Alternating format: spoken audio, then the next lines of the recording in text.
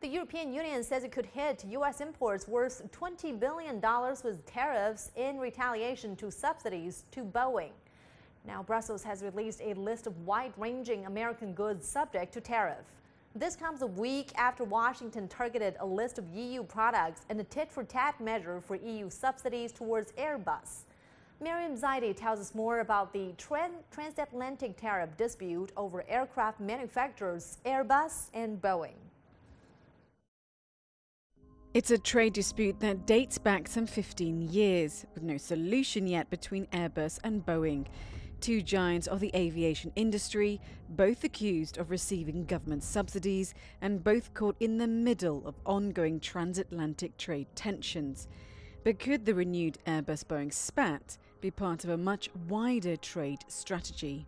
Donald Trump has always believed that America's deficit with many countries shows that America is disadvantaged, and he has promised to his electorate that he will do something about it. He will not stop. For the moment, it's Europe again, but overall, this fight against what he sees as unfair trade is going to continue.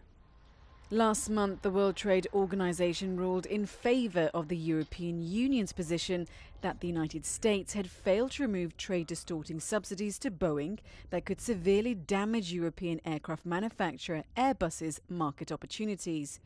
After the US threatened to impose tariffs on $11 billion of EU products ranging from wine and cheese to Airbus jets, the EU Commission then drafted a list of its own. It includes frozen fish, handbags, car parts and helicopters. What's really going on at the moment is that the EU and the US are supposed to sit down for more general trade talks in the coming months. Those trade talks were conceived as a way to ease transatlantic trade tensions and specifically to avert the risk that Donald Trump ends up hitting the EU car industry.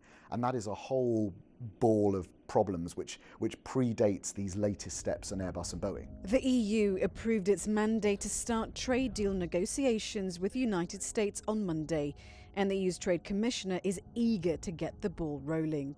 This is a limited but still meaningful win-win negotiations that we are offering. It's clearly in their hands. We are ready as soon as they are. So could these talks take the gas off rising transatlantic tensions?